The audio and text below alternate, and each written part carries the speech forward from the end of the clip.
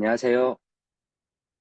브라운백 세미나 그 4회차 시작하겠습니다. 오늘 주제는 노컬 LLM을 이용한 사내 지식관리 시스템 멀티 에이전트 구축하기로 잡아봤습니다. 혹시 제 목소리가 잘 들리시면 채팅방에 좀 남겨주시면 확인이 한번 필요해가지고요. 목소리가 잘 들리는지 좀 확인 부탁드리겠습니다. 네, 그러면 오늘 세미나를 좀 시작하겠습니다. 앞서 우리가 그 생성형 AI 기술 동향과 그 다음에 LAM 기술 그리고 에이전트에 관련돼서 알아봤는데요. 오늘은 이런 에이전트에 관련된 부분들을 이제는 좀 여러 가지 오픈소스나 기술의 발전으로 인해서 로컬에서 직접 돌릴 수가 있습니다. 그래서 이런 로컬 LLM을 기반으로 사내 지식 관리 시스템을 만들 수가 있고 이런 부분에 마치 회사에서 일하는 것처럼 멀티 에이전트 시스템을 구축해서 운영할 수 있는 그런 기술들과 인프라들이 나와 있습니다. 그래서 이런 부분들에 대해서 오늘은 좀 살펴보도록 하겠습니다.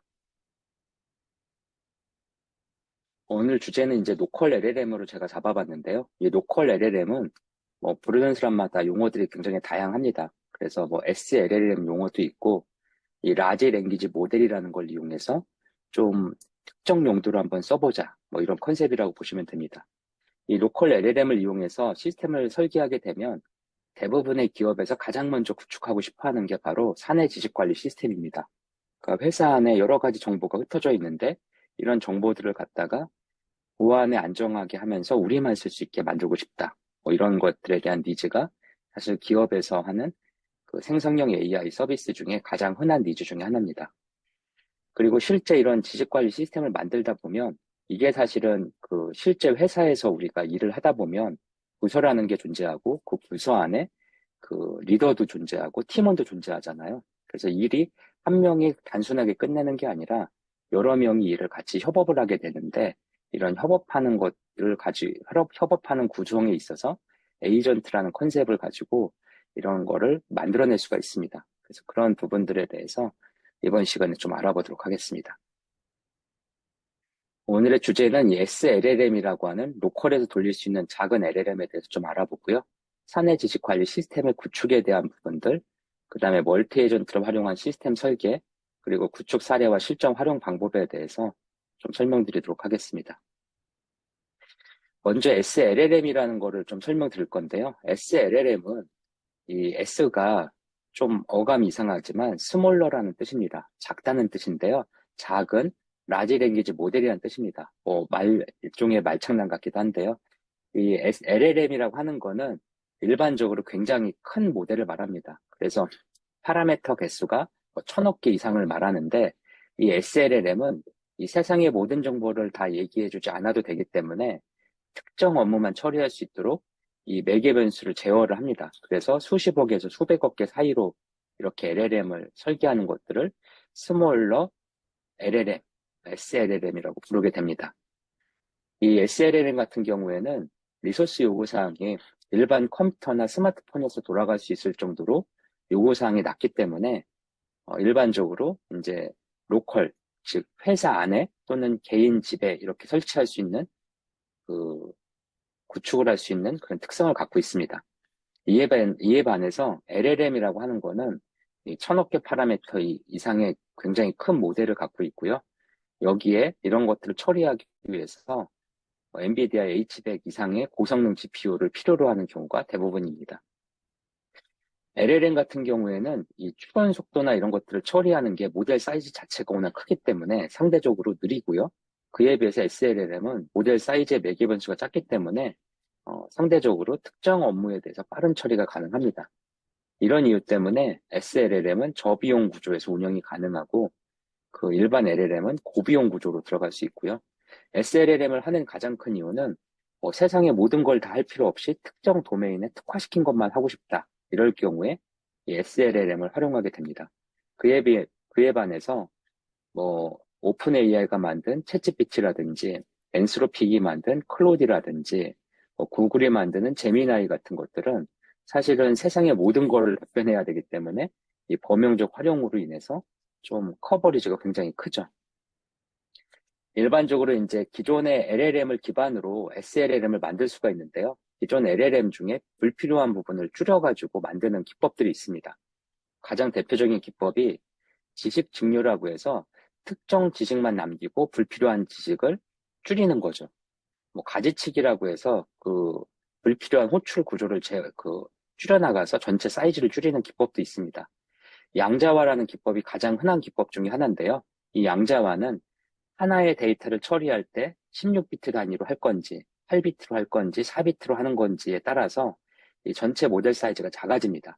이 16비트의 큰 데이터를 다루게 되면은 굉장히 세밀한 정보까지 처리할 수 있지만 LLM을 처리하다 보면 이 16비트를 8비트 또는 4비트까지 양자화했을 때 이게 실제 성능 차이가 그렇게 크지 않은 경우가 많이 발견이 됩니다. 최근에는 이제 16비트보다는 8비트 혹은 4비트 양자화를 많이 해서 이런 LLM 모델들을 설계를 하고 있고요. SLLM 같은 경우에 주로 4비트 내지 8비트로 양자화를 해서 사용하게 됩니다. 그 다음에 이제 저순위 분해라는 기법이 있는데 이런 기법들을 이용해서 기존 LLM을 특정 도메인에 특화시킨 SLLM으로 바꿔서 사용할 수가 있습니다.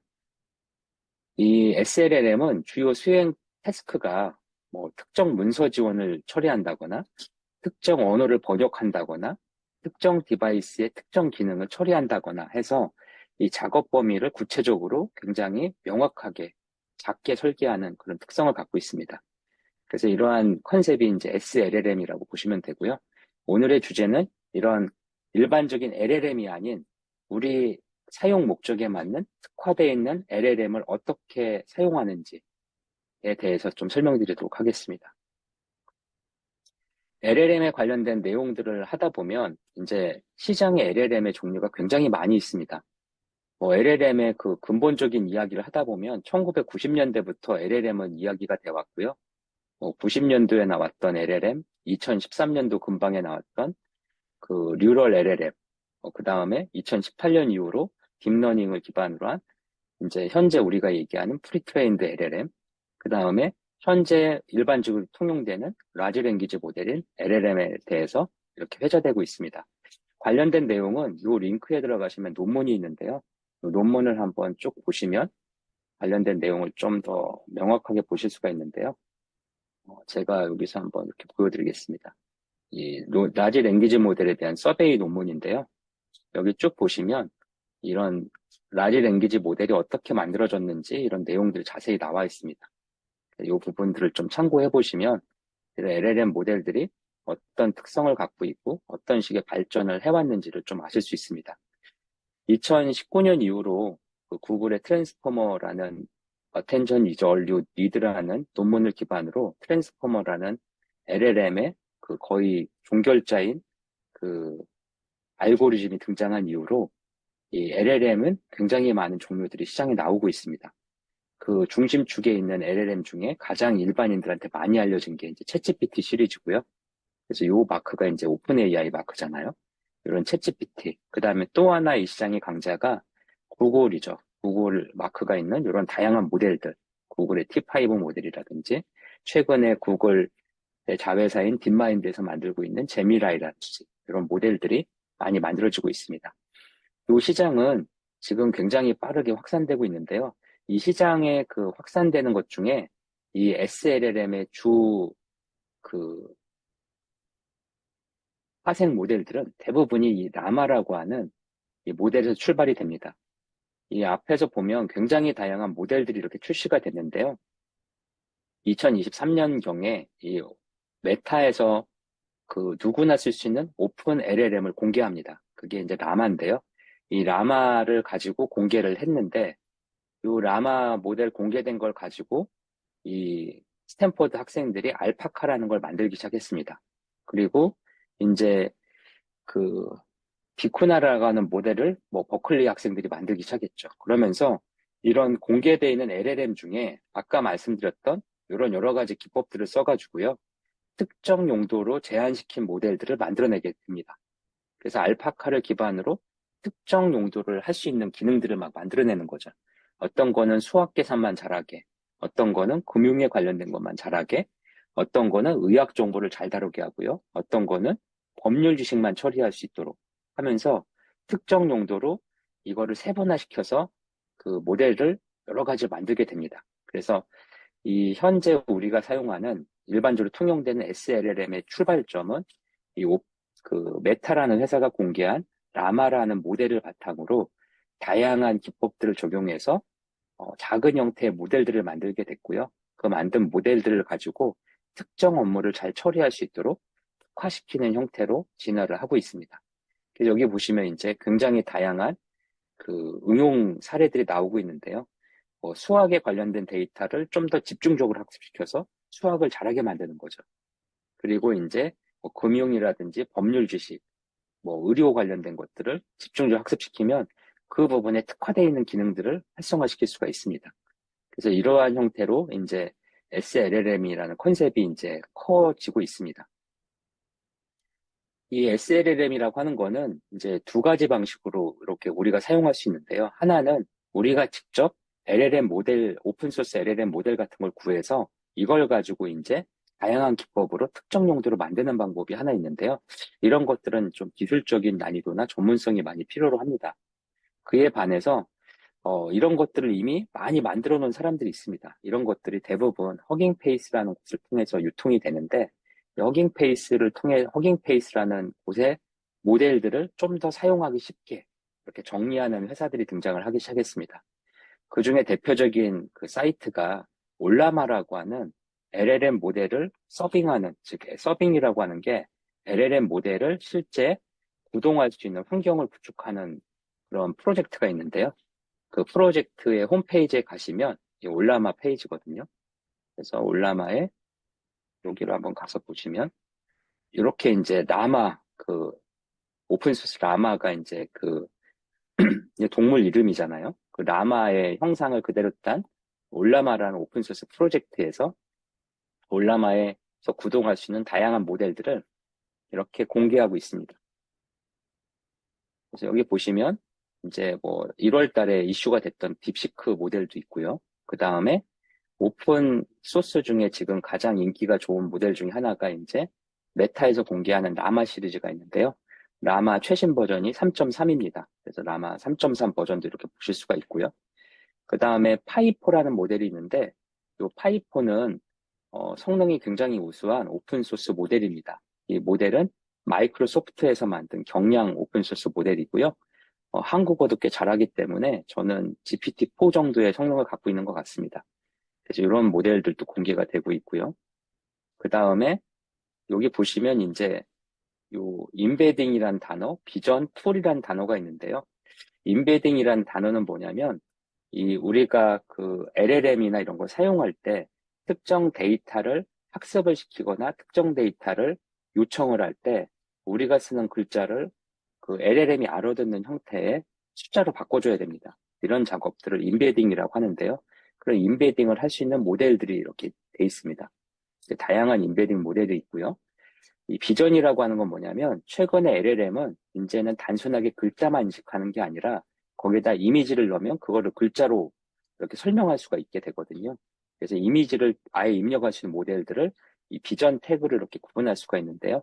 이런 이미지를 인식할 수 있는 모델들이 있습니다. 예를 들어서 라마의 3.2 비전 모델을 이용하면 우리가 저 모델에다가 사진 같은 걸 딱 올리고 이 사진 내용이 뭐야? 라고 설명해줘. 라고 하면은 그 사진 내용을 설명해 준다는 거죠. 그래서 이런 형태의 모델들도 있고요. 그 다음에 이제 이 툴즈라는 모델이 있는데요. 이 툴즈 모델은 뭐냐면 LLM에서 우리가 어떤 명령어를 처리했을 때 LLM에서 외부에는 어떤 서비스를 호출할 수 있는 기능이 툴즈입니다. 오픈 AI가 이제 처음 이 컨셉을 도입을 했는데 오픈 AI에서는 이 컨셉을 펑션 콜이라고 부릅니다. 그래서 펑션 콜을 지원하는 즉 툴즈라는 기능을 갖고 있는 모델들입니다. 그래서 라마 모델이라든지 미스트랄 모델들이 중국 알리바바가 만든 QM 같은 모델들이 이런 툴즈 기능들도 갖고 있습니다. 이렇게 해서 이제 올라마를 설치할 수가 있는데요. 여기 올라마는 현재 맥OS, 리눅스, 윈도우에 다 설치가 가능하고요. 저는 이 올라마를 실제 제 리눅스 컴퓨터에다 설치해 놨는데요. 그 부분을 한번 보여드리겠습니다. 올라마 설치하는 거는 이쪽에 그 문서 매뉴얼을 읽어보시면 쉽게 설치가 가능하고요. 올라마가 설치되어 있는 환경을 제가 한번 보여드릴게요. 저는 여기다 올라마를 이렇게 설치해 놨는데요. 이렇게 설치를 한 모델들이 이렇게 보이게 됩니다. 그래서 여기에 보면 여러 가지 모델들이 지금 설치되어 있는 걸 볼 수 있습니다. 예를 들어서 딥시크 R1 블러썸 모델이라는 게 있는데요. 딥시크 R1이 기본적으로 중국어하고 영어만 학습이 되어 있기 때문에 한국어로 물어보면 굉장히 이상하게 답변하는 경우가 많이 있습니다. 그래서 국내 연구진들이 이제 한국어를 좀 더 많이 학습시켜서 최근에 업로드한 모델이 있는데요. 이런 모델들도 구동이 가능하고요. 그 다음에 이제 이 미스트랄 스몰이라는 모델이 성능이 꽤 좋습니다. 1월 말에 나온 모델인데 모델 사이즈는 14기가 정도 되는 그런 모델이 있고요. 마이크로소프트의 파이4 모델도 9.1기가 정도의 모델 사이즈를 갖고 있습니다. 그래서 이런 걸 이용하면 이제 로컬에서 이런 SLLM을 쉽게 구동시킬 수가 있습니다.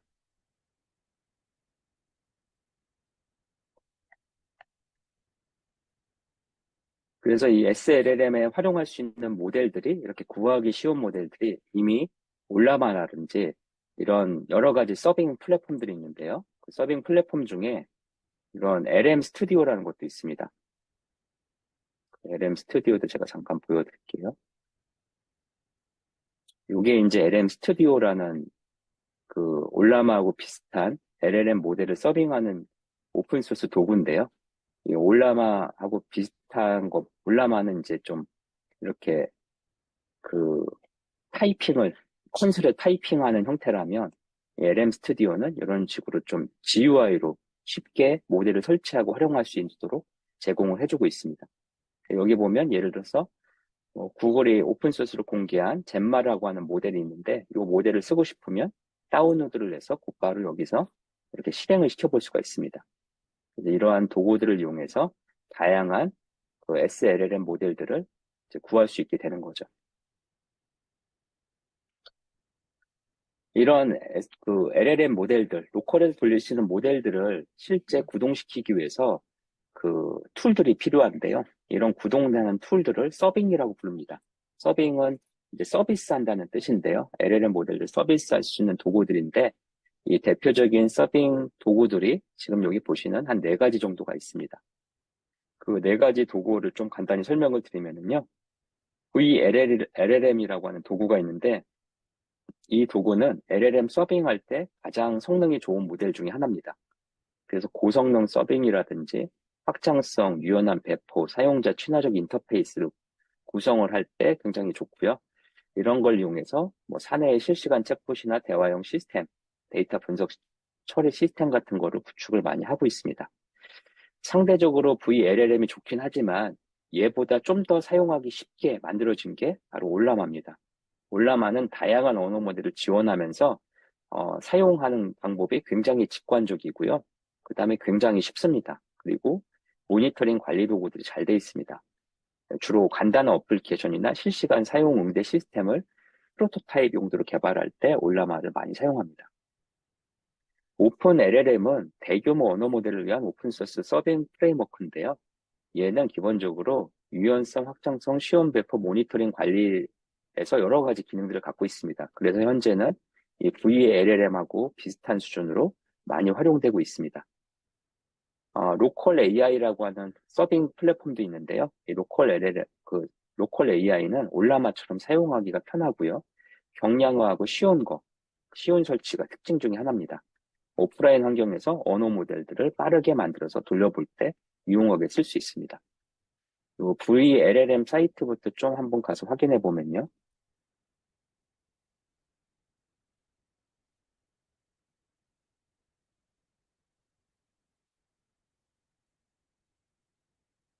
네, 여기 이제 이게 VLLM이라는 사이트의 그 매뉴얼인데요. 매뉴얼이 굉장히 잘 되어 있습니다. 그래서 실제로 우리가 그 시스템을 구축할 때 고려해야 될 경우의 수가 굉장히 많은데요. 그런 부분에 현재 오픈소스로 공개되어 있는 모델 중에 가장 성능이 우수한 모델로 언급이 되고 있고요. 이런 모델들을 기반으로 실제 시스템을 이제 구축을 하고 이런 걸 기반으로 AI 서비스를 돌릴 수 있게 됩니다. 그 다음에 이제 올라마 관련된 것도 한번 보면은요. 올라마는 굉장히 사이트도 심플한데요. 여기에 이제 이런 형태의 모델, 그다음에 GitHub 주소에 이렇게 링크가 걸려 있습니다. 이제 이렇게 올라마가 이렇게 어떻게 설치하는지 그런 부분들이 잘 나와 있고요. 현재 제공되고 있는 다양한 올라마 기반의 모델에 대한 설명들도 이렇게 볼 수가 있습니다. 그 다음에 이제 그 오픈 LLM을 좀 보면은요. 오픈 LLM은 여기 가서 이렇게 볼 수 있는데요. 얘도 GitHub에 오픈소스로 공개되어 있습니다. 그래서 아파트 2.0 라이센스를 갖고 있고요. 오픈 LLM 같은 경우에 셀프 호스팅을 할 수 있는 쉽게 만들어진 도구인데요. 여기 보시면 이렇게 설치하는 방법들이 나와 있고요. 설치를 해서 실제 구동을 하는 거에 대한 개략적인 소개가 여기 나오는데요. 이 부분을 좀 설명드리겠습니다. 요즘에 추론 그 AI 모델 중에 그 가장 주목받고 있는 모델이 중국이 만든 딥시크죠. 딥시크의 8B 모델을 8빌리언이거든요. 80억 파라미터를 갖고 있는 모델이 있는데요. 이거를 구동할 때 필요한 GPU의 램 사이즈입니다. 그래서 VRAM이라고 하는데요. GPU 램을 VRAM이라고 하는데 얘는 24기가 바이트 정도가 필요합니다. 일반적으로 우리 그 게임을 할 때 쓰는 그래픽 카드들이 여러 가지 종류가 있는데요. 예를 들어서 4090, 그래서 90이 들어간 것들이 이제 최고 사양 모델들인데 이 모델들이 보통 24기가의 VRAM을 갖고 있습니다. 그래서 3090 또는 4090짜리 그래픽 카드는 VRAM이 24기가 정도가 있기 때문에 이 게임 쪽에 4090이나 3090 그래픽 카드가 있으시면 그 PC 안에서 80억 파라미터를 갖고 있는 딥시크 모델을 돌릴 수가 있습니다. 여기는 젠마2라고 하는 거는 그 20억 파라미터를 갖고 있는데요. 얘는 VRAM이 12기가 정도면 됩니다. 그 다음에 여기 여러 가지 모델들이 있는데요. 라마 3.3의 70B 모델 같은 경우에는 메모리가 160기가가 필요합니다. 이 160기가가 뭘 의미하냐면 그 우리 LLM 구동할 때 가장 유명한 그런 그래픽 카드가 엔비디아의 그 H100이란 그래픽 카드인데요. H100 그래픽 카드의 VRAM 사이즈가 80기가입니다. 따라서 라마 3.3을 정상적으로 그 700억 파라미터짜리를 돌리려면 기본적으로 H100 그래픽 카드 2장이 최소 필요합니다. 그래야만 이게 구동이 되죠. 이 미스트라이라고 해서 프랑스 스타트업이 공개한 오픈소스 모델이 있는데요. 얘 8비 모델 같은 경우엔 24기가 정도면 작동을 시킬 수가 있습니다. 그리고 이제 중국에서 공개한 QN2.5 모델, 7B 모델도 24기가 정도가 되죠. 그래서 여기 보시면 오픈 LLM이 지원하는 그래픽 카드의 대부분이 24기가 정도의 VRAM이 있으면 웬만큼 돌릴 수가 있기 때문에 지금 이제 이 로컬 LLM 개발할 때 많이 활용되는 그래픽 카드가 그 엔비디아 RTX 3090, 그 다음에 4090 같은 24기가를 지원하는 그래픽 카드들이 많이 요구가 되는데요. 이런 그래픽 카드가 최근에 구하기가 굉장히 어렵습니다. 이 중국에서 뭐 중고나라까지 다 들어와서 싹 긁어가고 있기 때문에 사실 국내에서 이런 그래픽 카드가 품귀 현상을 지금 일으키고 있을 정도로 이 시장 자체가 뜨겁습니다. 지금 1월 달에 엔비디아 잭슨왕이 공개한 RTX 500 그래픽 카드 같은 경우에 VRAM 사이즈가 32기가 정도가 되기 때문에 지금 오픈소스로 돌아가는 상당수의 로컬 LLM들을 쉽게 구동할 수 있는 그런 플랫폼으로 주목을 받고 있습니다. 그 다음에 로컬 AI도 한번 찾아보겠습니다. 로컬 AI는 올라마하고 비슷하게 굉장히 쉽고 빠르게 구동시킬 수 있는 경량화된 이 LLM 모델의 서빙 도구라고 보시면 됩니다. 그래서 이런 좀 인기도 굉장히 빠르게 올라가는 그런 특성을 갖고 있습니다.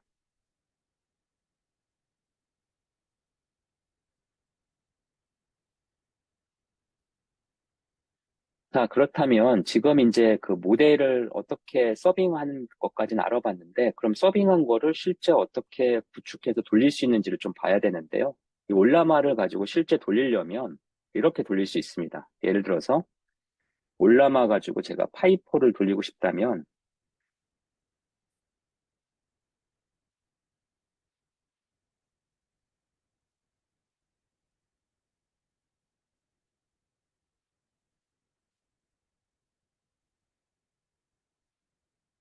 이렇게 해서 올라마 콘솔 명령에서 이렇게 할 수 있습니다. 여기다가 예를 들어서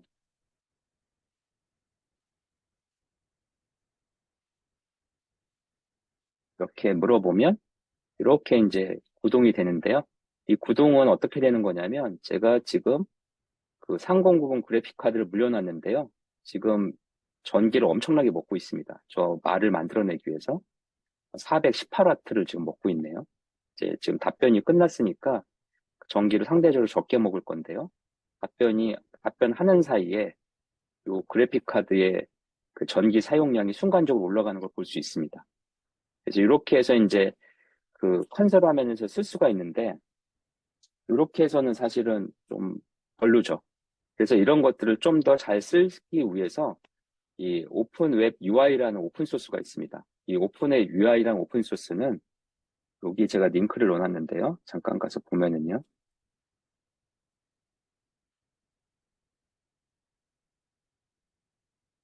이렇게 생긴 부분인데요. 오픈 웹 UI는 우리가 챗GPT 같은 화면을 그냥 오픈 소스로 만들었다고 보시면 됩니다. 그래서 이런 챗GPT 같이 생긴 화면들을 쉽게 그 설치해서 운영할 수가 있습니다. 그래서 저는 이 챗GPT 같은 환경을 지금 이미 제 리눅스 컴퓨터에 구동을 시켜놨기 때문에 한번 접속해 보겠습니다.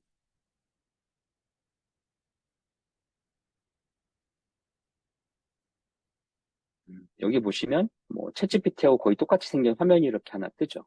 그래서 여기에서 예를 들어서 그 지금 제가 그 오픈 AI에 GPT를 키를 물려놨거든요.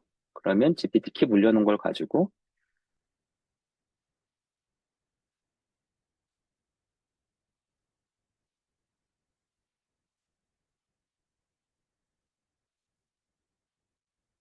뭐 이런 식으로 물어보면 이 키를 바탕으로 GPT를 써가지고 이렇게 답변하는 걸 알 수 있습니다. 근데 방금 전에 이제 제가 로컬에다가 설치해 놓은 것도 여기 보이기 때문에 이 로컬에 설치한 파이4를 이렇게 설치를 하면은요, 이 답변이 달라지게 됩니다. 얘는 이제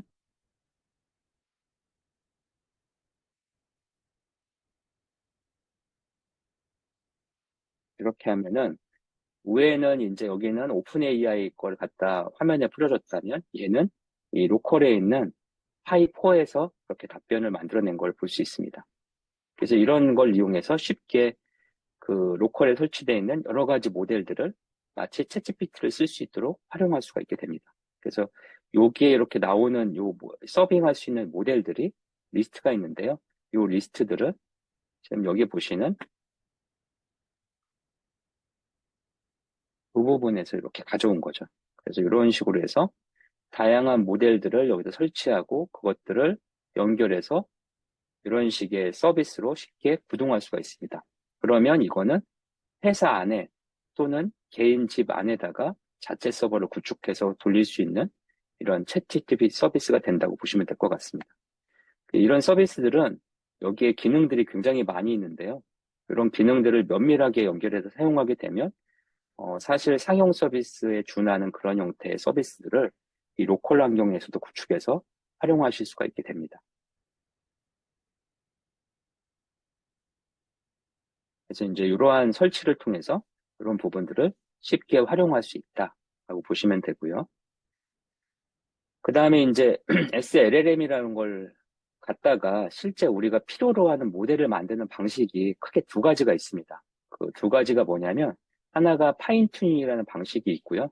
또 하나가 레그라는 방식이 있습니다. 파인튜닝이라고 하는 건 뭐냐면 실제 LLM 모델에다가 우리가 원하는 특정 데이터를 강화학습시키는 거죠. 그래서 이 파인튜닝을 하기 위해서는 어떤 거를 강화시킬 거냐, 어떤 기능을 할 수 있게 만들 거냐, 이런 목표 설정이 매우 중요합니다. 이 목표 설정이 된다. 예를 들어서 우리가 그 회사 안에서 어떤 특정 그 제조 라인의 어떤 기능들을 거기다 강화학습시키고 싶다. 그러면 그 제조에 관련된 그런 내용들에 대한 작업의 정의, 그리고 그런 것들에 대한 어떤 학습을 시킬 수 있는 그 데이터셋을 찾는 게 필요하겠죠. 그러면 이렇게 돼 있는 데이터를 갖고서 뭐 해야 되냐면 우리가 하려는 용도하고 가장 비슷한 이미 만들어져 있는 사전 훈련된 모델을 찾아야 됩니다. 그러니까 예를 들어서 우리가 지금 그 법률 서비스를 하는 간단한 AI 모델을 만들고 싶은데 그런 법률 서비스를 가장 잘할 수 있는, 즉 말이나 이런 거를 굉장히 잘 표현하는, 특히 한국말을 잘 표현하는 이런 모델들을 찾아야 되겠죠. 찾아서 거기에다가 적합한 데이터를 붙일 수 있는 걸 알아내야 됩니다. 그래서 이런 부분들, 가장 적합한 모델을 찾는 거, 그런 찾은 다음에 여기다가 우리가 목표로 하는 거하고 관련성이 있는 데이터셋을 준비해서 이거를 가지고 실제 학습을 시켜야 됩니다. 우리가 정리한 매뉴얼이나 데이터는 다 사람이 알아볼 수는 있지만 기계가 알아볼 수는 없잖아요. 그래서 기계가 알아볼 수 있는 형태의 변환이 필요한데 이런 것들을 하기 위한 작업들을 토커나이저라고 합니다. 토커나이저를 통해서 이 모델 초기화 설정 작업을 하고요. 여기에 훈련을 시키고 그 다음에 모델을 평가하는 작업을 반복하면서 우리가 원하는 수준의 답변을 할 수 있을 만큼 계속해서 데이터를 학습시키고 튜닝하는 작업을 반복하게 됩니다. 이때 이런 파인 튜닝할 수 있는 여러 가지 기법들이 있는데 가장 대표적인 게 PEFT 같은 기법, 그 다음에 SFT, 그 다음에 로라라든지 RLHF 같은 기법들이 있습니다. 이런 부분들에 대해서는 차후에 제가 좀 더 자세히 말씀을 드릴 수 있는 강좌를 준비해 보겠습니다. 이 파인 튜닝은 기본적으로 모델 자체를 업데이트 시키기 때문에 반응 속도나 성능 면에서 굉장히 유리하지만 이 파인 튜닝을 하기 위해서는 이 개발이나 이런 것들이 좀 더 많이 들어가기 때문에 시간이 좀 오래 걸리고 비용이 많이 발생하는 그런 특징이 있습니다. 그래서 이제 파인 튜닝이 아닌 형태의 우리 모델을 만들 때 가장 일반적으로 쓰는 방식이 바로 레그 방식입니다. 레그는 검색, 증강, 생성이라는 방식인데요. 이 데이터를 준비해서 문서를 수집하고 텍스트를 추출해서 그 모델 자체에다가 직접 학습시키는 게 아니라 모델 바깥에 그 모델이 인식할 수 있는 이 토큰을 인식할 수 있는 것들을 저장하는 벡터 데이터베이스를 구축하고요. 그 구축된 벡터 데이터베이스에서 실제 검색이 진행될 때 필요한 정보를 끄집어내서 LLM에다 넣어가지고 결과를 만들어내는 그런 기법입니다. 그래서 파인 튜닝은 실제 여기 SLLM이 갖고 있는 모델 자체를 바꾸는 거라고 보시면 되고요. 이 RAG, 레그라고 불리는 이 기술은, 레그라그라고 불리는 이 기술은, 요 자체 SLLM 모델은 그냥 놔두고, 이 밖에서 이렇게 데이터를 좀 증강시키는 그런 형태의 기법이라고 보시면 됩니다. 그래서 이런 파인 튜닝 레그, 특히 레그를 하기 위한 여러 가지 도구들이 있는데요. 그 도구 중에 가장 많이 활용되는 도구가 지금 보시는 요 랭체인이라는 도구가 있습니다. 그래서 랭체인 도구를 좀 잠깐 가서 보면은요. 이런 랭체인이라는 도구를 이용해서 이런 레그 시스템을 많이 구축을 하는데요. 랭체인도 22년도에 등장한 이후로 굉장히 빠르게 이렇게 플랫폼화되고 있습니다.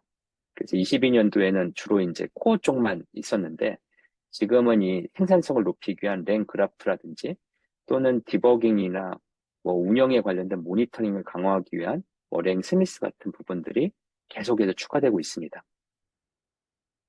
그 다음에 이제 랭체인하고 비슷한 용도로 쓰는 것 중에 라마 인덱스라는 게 있습니다. 이 라마 인덱스는 랭체인하고 거의 동급의 기술이라고 보시면 되고요. 이 라마 인덱스를 이용해서 또 레그 시스템을 많이 구축을 하고 있습니다. 그래서 여기 보시면 홈페이지에 가서 보시면 라마 인덱스를 이용한 실제 구현 사례 그런 부분들을 보실 수가 있고요. 라마 인덱스는 오픈소스이기 때문에 GitHub에 모든 코드가 공개되어 있고요. 마찬가지로 랭체인도 오픈소스로 GitHub를 통해서 이 랭체인 소스 코드를 전부 다 무료로 받아보실 수 있습니다.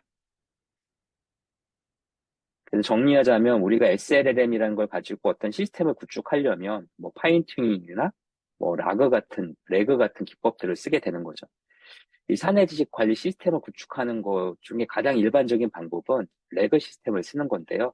사용자가 어떤 질문을 요청을 해서 물어보게 되면 이 중간에 미리 구축되어 있는 데이터베이스, 벡터DB에서 가장 유사한 것들을 룩업해서 검색한 다음에 이걸 갖고 다시 검색 증강을 하게 됩니다. 그래서 여기에 힌트를 담아가지고 담은 힌트를 LLM에다가 던져주는 거죠. 그러면 LLM은 이 사람이 물어봤던 거에 도메인 정보를 여기서 구해가지고 그 구한 거를 가지고 답변을 만들어서 좀 더 이 사람이 원하는 형태의 답변에 가까운 걸 해주게 됩니다. 그래서 이런 그 추가적인 정보를 밖에다 넣어서 벡터 DB 형태로 만드는 거를 레그라고 부르고요. 이거를 LLM 모델 자체에다가 직접 탑재하는 방식을 파인 튜닝 모델이라고 부릅니다. 우리가 이제 사내 지식 관리 시스템을 구축할 때 이제 프로세스하고 아키텍처가 있는데요. 이 부분에 대해서 좀 설명을 드리겠습니다. 가장 이런 시스템을 구축할 때 일반적으로 쓰는 건 파인 튜닝 방식보다는 뭐 레그 방식을 많이 쓰는데요. 뭐 파인 튜닝도 사실 크게 다르지는 않습니다. 이 레그 기반의 사내 지식 관리 시스템 아키텍처를 만든다고 했을 때 가장 처음에 하는 거는 바로 데이터 수집 및 처리를 하는 계층을 만드는 거죠. 그래서 데이터를 잘 준비하고 이것들을 어떻게 구조화 시킬 건지에 대한 고민을 많이 해야 됩니다. 이렇게 구조화 시킨 것들을 LLM 모델이 인식할 수 있는 토커나이즈 형태로 바꿔줘야 되는데요. 그런 바꾼 것들을 저장할 수 있는 벡터 데이터베이스 계층을 만들게 됩니다. 그래서 이 데이터를 정제를 잘해서 구조화 시킨 거를 토큰으로 바꾸고 이런 작업들을 LLM 모델들이 인식할 수 있는 자료용으로 바꾸는 걸 임베딩이라고 부르는데요. 임베딩을 통해서 생성된 임베딩 정보를 이 벡터 DB에다 넣어놓게 됩니다. 이 벡터 DB는 0과 1로 구성되어 있는 이 숫자로 되어 있는 거를 처리하는 데이터베이스인데요. 기존의 관계형 DB나 이런 거하고는 약간 성격이 다르기 때문에 이 벡터 DB에 관련된 거를 처리를 잘 할 수 있는 DB들, 특화된 데이터베이스들이 상용 오픈소스 많이 등장하고 있습니다. 그래서 그런 벡터 DB를 잘 선택을 해서 여기다가 임베딩한 정보를 넣어놓고 실제 사용자가 이런 것들을 검색해서 생성할 수 있는 그런 계층을 만들게 됩니다. 그래서 벡터 DB를 만들고 사용자 질의응답이 들어왔을 때 이런 것들을 검색해서 붙여가지고 LLM한테 요청할 수 있는 형태의 그런 검색 및 생성 계층을 만들게 됩니다. 그리고 이런 사용자 쿼리 입력하는 것들을 쉽게 할 수 있는 이런 UI 단이 필요한데요. 이런 게 UI 단이죠. 예를 들어서 챗GPT 같은 경우에 이런 형태의 UI를 갖고 있고요. 이 UI처럼 생긴 게 아까 제가 말씀드렸던 오픈앱 UI라고 하는 이 오픈소스를 활용하면 챗GPT하고 비슷한 UI를 만들 수 있게 됩니다. UI는 사실 종류가 굉장히 많기 때문에 이건 설계하기 나름이죠. 그 다음에 이런 것들에 대해서 보안, 특정 사용자만 쓸 수 있게 인증을 한다거나 또는 어떤 사람이 무슨 정보를 언제 어떻게 활용했는지를 할 수 있는 모니터링을 한다거나 또는 이런 부분이 회사 안에서만 쓰지 않고 대외적으로 썼을 때 과금을 한다거나 이런 것들에 관련된 계층을 또 별도로 만들게 됩니다. 그래서 이런 작업들을 통해서 레그 기반 사내 지식 관리 시스템 아키텍처를 만들 수가 있게 되고요. 이런 걸 구축할 때 이제 고려할 사항들이 몇 개 있는데요. 가장 대표적인 게 바로 데이터 거버넌스 전략입니다. 그래서 가장 중요한 게 잘못된 정보를 학습시키면 원본 데이터가 잘못되면 아무리 시스템을 잘 구축하더라도 얘가 엉뚱한 얘기를 할 수밖에 없거든요. 그래서 데이터 품질 및 일관성 관리하는 게 매우 중요합니다. 그래서 이런 부분들을 여기서 이제 관리를 잘 해줘야 되고요. 그 다음에 또 하나가 메타데이터 관리를 잘 해줘야 됩니다. 그러니까 데이터 자체에 대한 메타데이터를 관리를 해서 좀 더 빠른 검색, 빠른 반응을 할 수 있도록 설계를 해야 되고요. 그 다음에 이제 역할 기반 접근이라고 하는 부분도 중요하고 데이터 유형별 관리, 데이터 비용 및 효율성 관리를 이렇게 해서 설계하는 게 매우 중요합니다. 그래서 이러한 사내 지식 관리 시스템을 구축하는 방식은 굉장히 많고 다양하기 때문에 이게 이제 일반적으로 회사에서 이런 사내 지식 관리 시스템 구축에 대해서 여러 업체한테 한번 견적을 내보시면 업체마다 하는 얘기가 다 다를 수 있거든요. 그리고 견적 금액이 다 다를 수 있다는 거죠. 아직은 이런 시스템들이 표준화가 되거나 또 대규모로 이렇게 수행된 경험이 없다 보는 초창기 시장이다 보니까 이런 부분들이 좀 여러 가지 이슈들이 발생을 하고 있지만 기본적으로 이런 사내 관리 시스템에 필요한 기본적인 부분들과 이런 중요한 체크 포인트를 중심으로 좀 이런 거를 내부에서 구축할 때 잘 활용하시면 좋을 것 같습니다. 이 사내 지식 시스템 구축할 때 이런 레퍼런스들을 쓸 수 있는 사이트가 몇 개 있는데요. 제가 간단히 몇 개 보여드리겠습니다. 이 사내 지식 LLM 어플리케이션 개발할 때 이제 우리 가장 많이 쓰는 굉장히 빠른 프로토타입 만들 때 쓰는 도구 중에 하나가 스트립닛이라는 도구가 있습니다. 스트림릿이라고 해서 파이썬 기반의 그 앱을 굉장히 빠르게 만들 수 있는데요. 여기 보시면 이걸 이용해서 만든 다양한 샘플들을 볼 수 있습니다. 돌아가는 샘플들이 있는데요.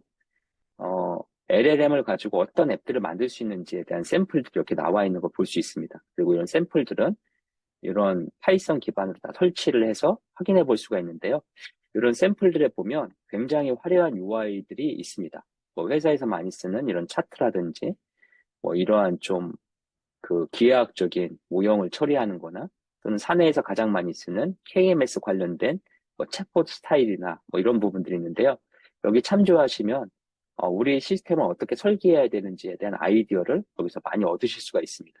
그래서 이러한 것들이 있고요. 이 스트림릿하고 거의 동급인 그래디오라는 오픈소스도 있습니다.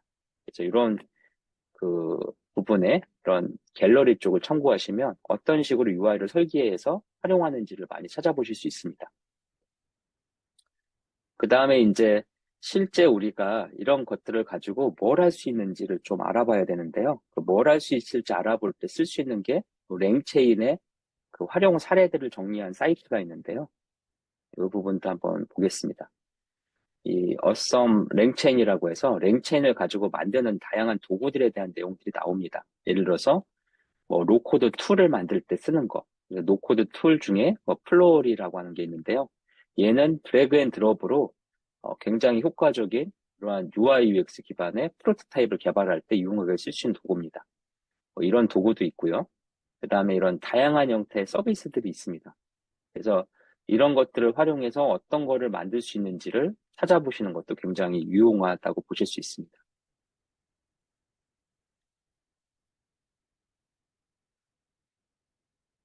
이번에는 주제를 좀 바꿔가지고요. 그 사내 지식 시스템 같은 걸 구축하다 보면 자연스럽게 에이전트 하나가 아닌 멀티 에이전트에 대한 니즈가 생기게 됩니다.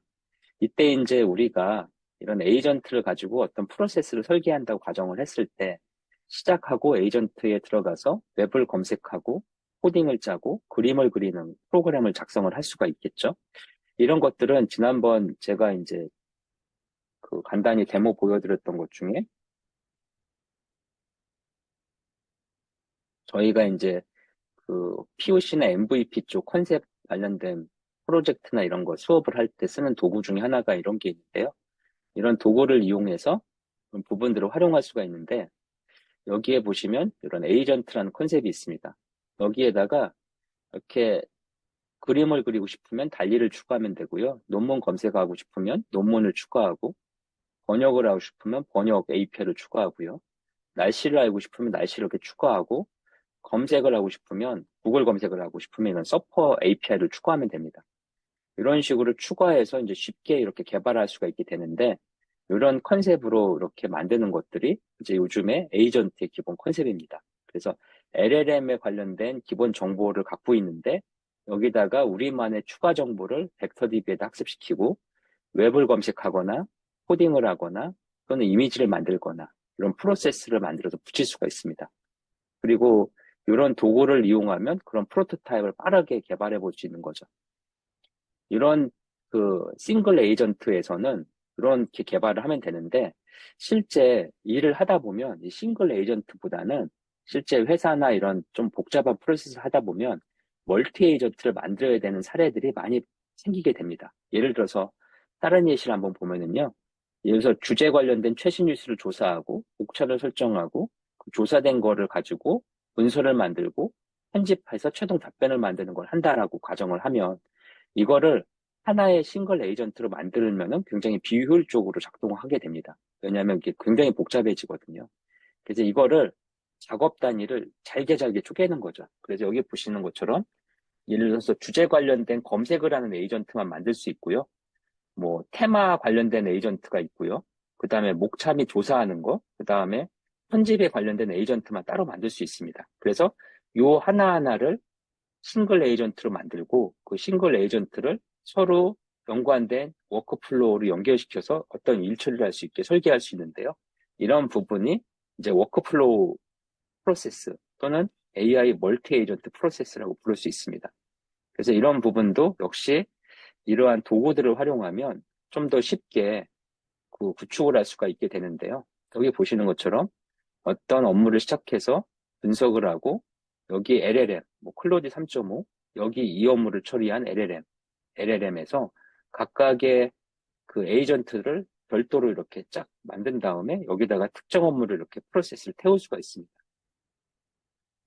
그래서 이런 형태의 어떤 복잡한 작업들을 하는 경우가 많이 발생하게 되는 거죠.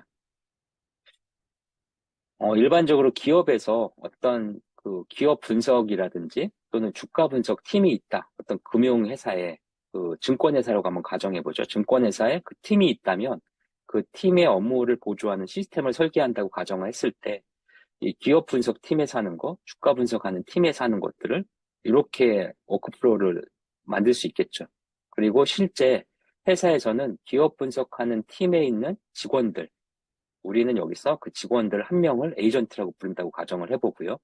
이 직원들의 기업 분석, 주가 분석하는 직원들, 각각 뉴스조사 에이전트, 재무 분석 에이전트, 기업 분석, 뭐 슈퍼바이저, 최고 슈퍼바이저 각각 역량에 따라서 이런 것들을 구분한 다음에 그 부분들을 각각의 에이전트들이 서로 의사소통하면서 데이터를 주고받으면서 처리할 수 있게 설계할 수 있습니다.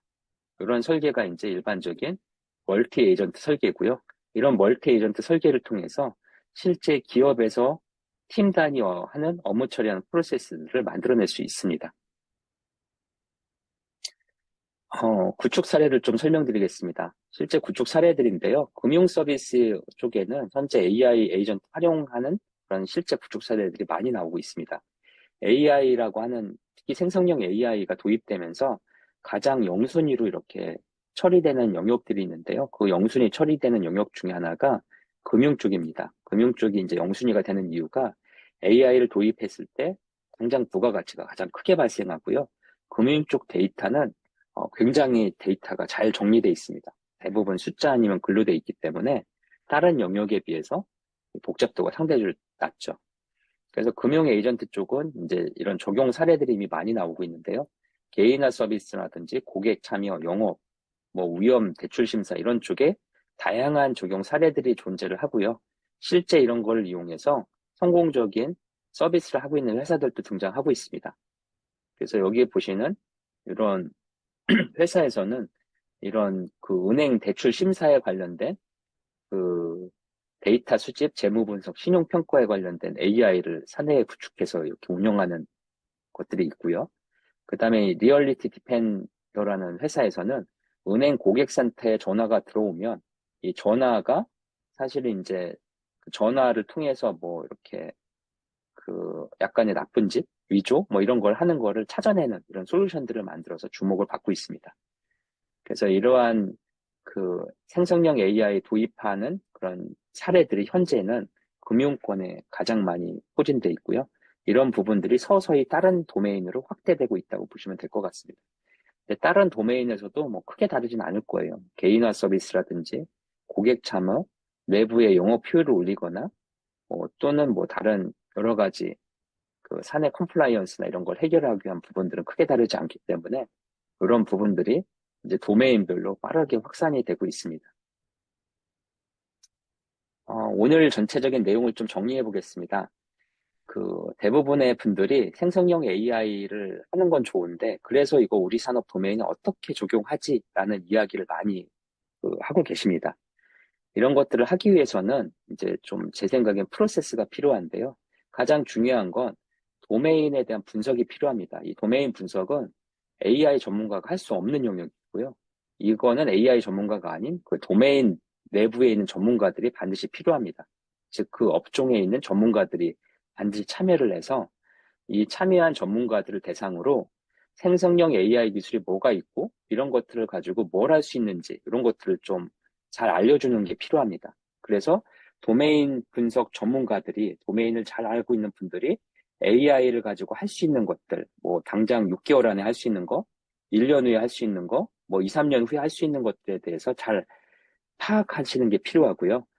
이 내부의 도메인에 실제 AI를 어디부터 적용할지도 역시 내부 전문가분들이 알 수 있습니다. 그래서 이런 것들을 하기 위해서는 이 프로브 오브 컨셉이라는 걸 통해서 도메인 전문가가 AI 전문가의 멘토링을 받으면서 그 도메인에 AI를 적용할 수 있는 분야를 찾아서 우선순위를 적용하는 게 필요합니다.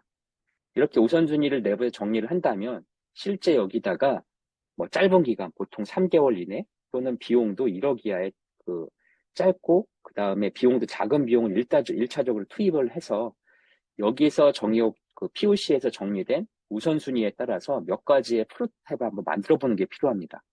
대규모 투입하기 전에 실제 내부 기술 역량도 확인해 보고 그 다음에 이런 것들을 개발할 때 뭐 문제점이라든지 추가 개발할 부분도 체크해 보고 그 다음에 구체적인 도입 방향을 내부 도메인 분석가들이 이해할 수 있는, 즉 임원이나 핵심 리더들이 이해할 수 있는 이런 작동 가능한 최소 사양의 프로덕트를 만들어 보는 게 필요합니다. 그래서 이 작업을 통해서 내부의 그 비용 절감이나 내부의 추진에 관련된 의사결정이 완료가 되면 그 다음부터 이제 본격적인 도메인 적용을 하게 됩니다.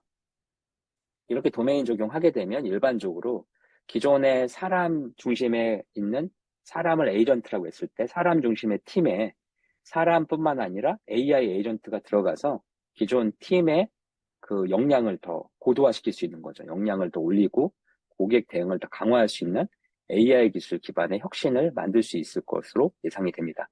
그래서 일반적인 경우에는 거의 뭐 대부분의 케이스는 지금 이제 막 생성형 AI 기술을 가지고 대부분의 도메인에 이런 작업들이 시작되고 있는 상황이라고 보시면 되고요.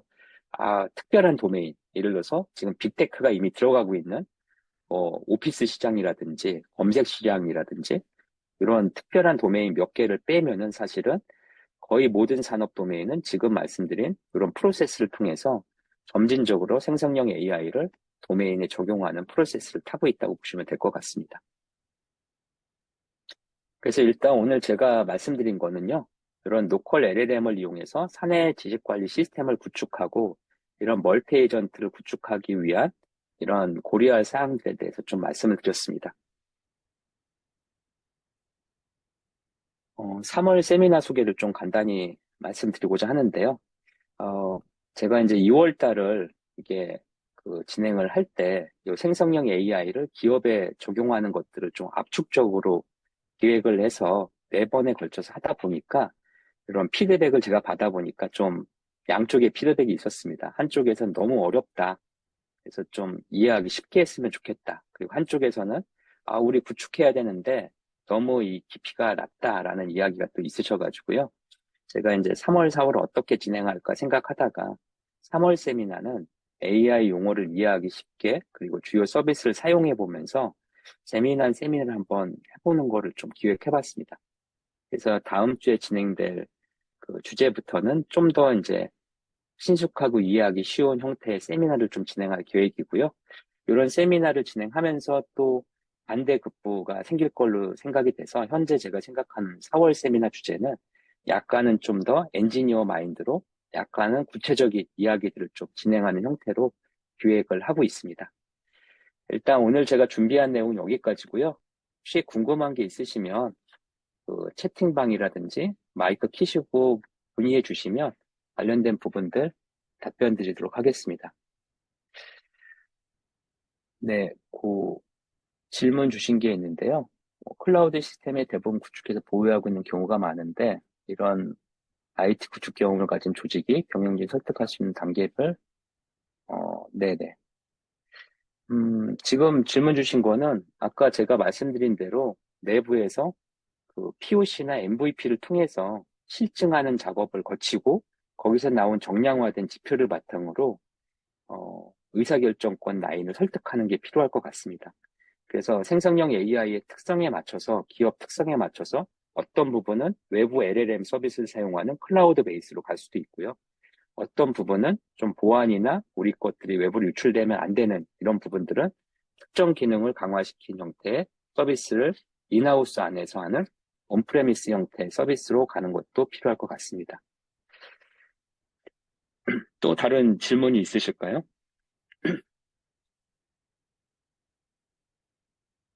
네, 파인튜닝 관련된 질문을 주셨는데요.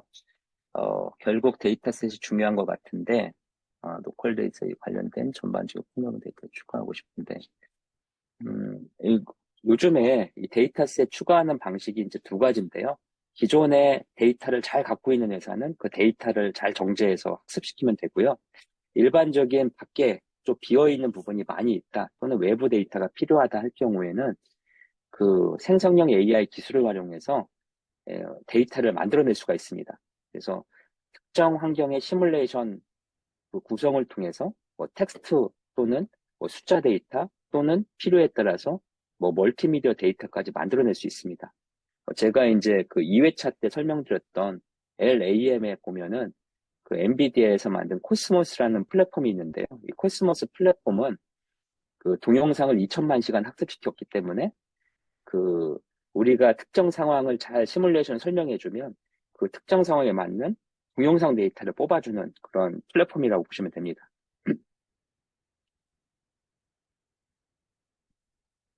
그래서 데이터가 내부에 많이 있으면 그런 부분을 활용하되 그 데이터가 중간중간에 이제 결손치가 있거나 뭐 여러 가지 끊어지는 게 있다면 그런 부분들을 생성형 AI를 가지고 그 데이터를 생성해서 메꾸는 기법들이 최근에 많이 도입되고 있습니다.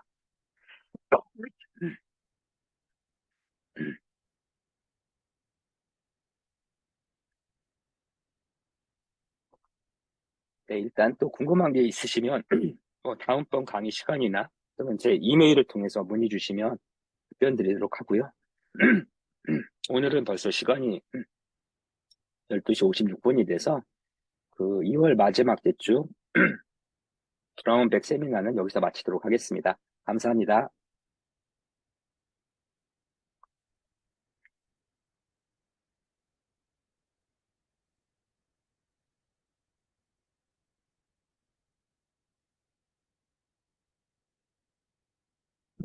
수고하셨습니다. 네, 감사합니다.